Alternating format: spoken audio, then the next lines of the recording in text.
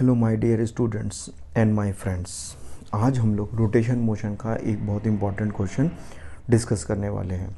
Rotation chapter generally आप लोग को बहुत ज़्यादा डिफ़िकल्ट लगता है, जबकि ऐसी कोई बात नहीं है। ये बिल्कुल भी चैप्टर डिफ़िकल्ट नहीं है। कॉन्सेप्ट थोड़े से इन्वॉल्व हैं, लेकिन कॉन्सेप्ट को अगर आप ध्यान से समझेंगे नहीं तब तक फिजिक्स आपको किसी भी चैप्टर में समझ में नहीं आएगी। तो कॉन्सेप्ट से डर के हम भागना नहीं सकते। अगर आपको एक अच्छा स्कोर करना है, एक अच्छा इंजीनियर बनना है, एक अच्छा डॉक्टर बनना है, तो आपको कॉन्सेप्ट तो समझने ही चाहिए और समझना ही पड़ेगा, तभी हम ज़्यादा अच्छा स्कोर भी कर पाएंगे। इसलिए किसी भी चैप्टर को छोड़ के जाने की कोई ज़रूरत नहीं है। तो ये बहुत अच्छा क्वेश्चन है। ये क्वेश्चन है रोलिंग का, रोटेशन चैप्टर से, और इस पे बेस्ड बहुत सारे क्वेश्चंस पूछे जाते हैं। अगर आप ये क्वेश्चन कर लेंगे तो समझ लीजिए आपसे बहुत सारे क्वेश्चंस हो जाएंगे जो इस पे बेस्ड क्वेश्चन पूछे जाते हैं। रोटेशन का सबसे इंपॉर्टेंट टॉपिक भी यही है, रूलिंग, जिससे मैक्सिमम नंबर ऑफ क्वेश्चंस भी पूछे जाते हैं। तो हमें छोड़ के कुछ नहीं जाना है, बल्कि हमें पूरा ये क्वेश्चन देखना है, अच्छे से समझना है। आपको बहुत अच्छे से समझ में भी आएगा और आप बहुत अच्छा आगे स्कोर भी कर पाओगे। इस पे बेस्ड बहुत सारे क्वेश्चंस भी आपसे हो जाएंगे। और हाँ, एक इम्पॉर्टेंट थिंग, अगर आपने मेरे चैनल को सब्सक्राइब या लाइक नहीं किया है तो उसे ज़रूर कर दें, ताकि मैं भी थोड़ा सा मोटिवेटेड फील करूँ, मुझे लगे कि हमारे स्टूडेंट्स जो हैं वो उसको समझ रहे हैं, सीख रहे हैं और करते हैं।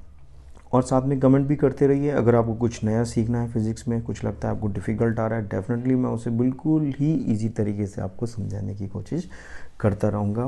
बने रहिए मेरे साथ। तो लेट्स स्टार्ट करते हैं, क्वेश्चन पढ़ाई शुरू कर देते हैं, है ना।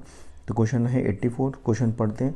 A solid sphere of mass 0.5 kg is kept on the horizontal surface. तो आप देख रहे हैं एक सॉलिड स्फीयर है जो कि आधा किलो का है, यानी कि 0.5 kg का है, और इसको एक हॉरिजॉन्टल सरफेस पे रख दिया गया। ये जो हॉरिजॉन्टल सरफेस है इसका म्यू हमें गिवन है 2/7। जो फ्रिक्शन है यानी रफ सरफेस हमारे पास, और उसका कोफिशिएंट ऑफ फ्रिक्शन हमें गिवन है। वो कह रहे हैं कि सॉलिड स्फीयर पे हाईएस्ट पॉइंट पर हम कितना हॉरिजॉन्टल फोर्स लगाएं। याद रखिए, हॉरिजॉन्टल फोर्स लगाना है, हाईएस्ट पॉइंट पे लगाना है। ये इंपॉर्टेंट चीज़ें दोनों। हाईएस्ट पॉइंट पर हॉरिजॉन्टल फोर्स लगाना है कि रोलिंग स्टार्ट हो जाए। रोलिंग स्टार्ट होने का मतलब है कि स्लिपिंग ना हो। वो इसमें लिखा है कि स्लिपिंग ना हो, इसका मतलब है कि प्योर रोलिंग हो, या जिसको हम परफेक्ट रोलिंग भी कहते हैं। तो इसमें क्या होगा, फ्रिक्शन आएगा। ये रोलिंग फ्रिक्शन है। डायरेक्शन ऑफ रोलिंग फ्रिक्शन इस तरह से होता है कि वो हमेशा हेल्प करता है रोल करने के लिए बॉडी। अगर ट्रांसलेशन वाला पार्ट ज़्यादा है तो वो उसे पीछे लगाएगा ताकि ट्रांसलेशन वाले पार्ट को कम कर सके, और अगर रोटेशन वाला पार्ट ज़्यादा है, डोमिनेट कर रहा है, तो वो उसे कंट्रोल में करने के लिए एंटी टॉर्क देगा।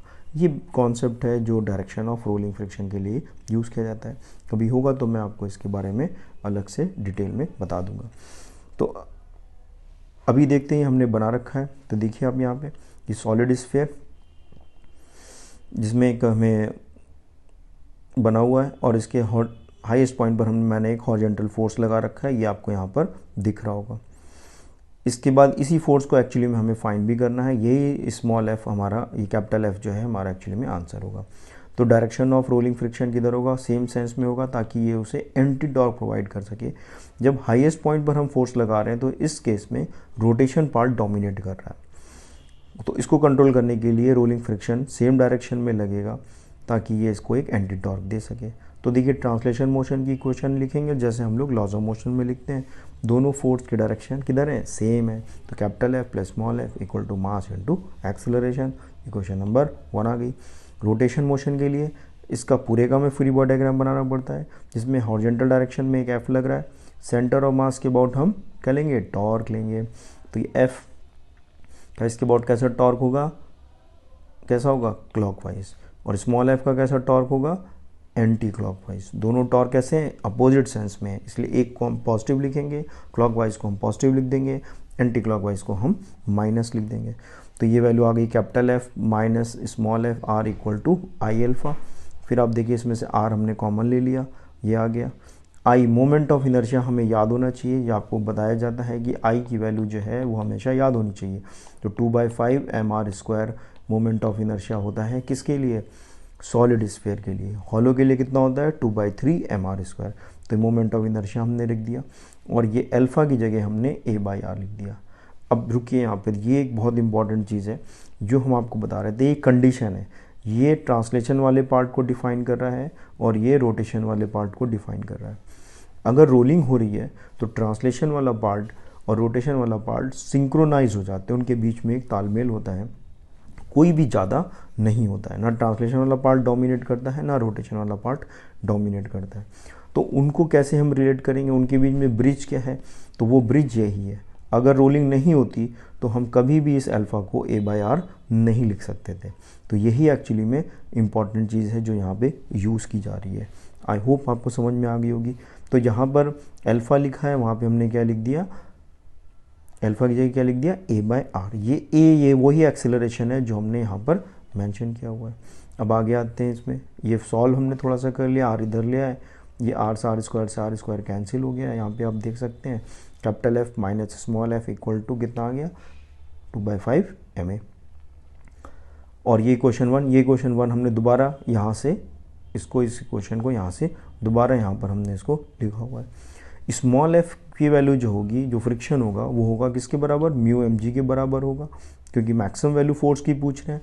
अगर वो मैक्सिमम वैल्यू फोर्स की पूछ रहे हैं तो फ्रिक्शन भी यहाँ पर कैसा होना चाहिए, मैक्सिमम ही होना चाहिए। तो फ्रिक्शन मैक्सिमम कितना होता है, म्यू mg, म्यू की वैल्यू 2/7 दी हुई है। तो ये वैल्यू हम लोगों ने सॉल्व करी, ये ma की वैल्यू यहाँ पुट कर दी, सिंपल सा कैलकुलेशन हमने क्वेश्चन को सॉल्व किया और हमारे पास 3 कैपिटल F इक्वल टू 7 छोटा f आ गया, और कैपिटल F की जगह 7/3, स्मॉल f की जगह म्यू mg जो एज यूजुअल अभी हम लोगों ने डिस्कस किया था, म्यू की जगह 2/7, मास की जगह 0.5, g की वैल्यू 10 मीटर पर सेकेंड स्क्वायर, वही जैसे पहले लिखते आ रहे हैं। सॉल्व करके हमें क्या मिला, 10/3, 10/3 कितना मिला, 10/3 मिला, और इसकी वैल्यू किसके इक्वल आ रही है, 3.3 के बराबर आ रही है। यही हमारा आंसर दिया हुआ है। आई होप आपको ये सारी चीज़ें समझ में आ गई होंगी, सारे कॉन्सेप्ट अच्छे से समझ में आए होंगे। And wish you all the best and take care. पढ़ते रहिए, सवाल लगाते रहिए, इसी से आपका सिलेक्शन होगा 100%। Take care and good bye.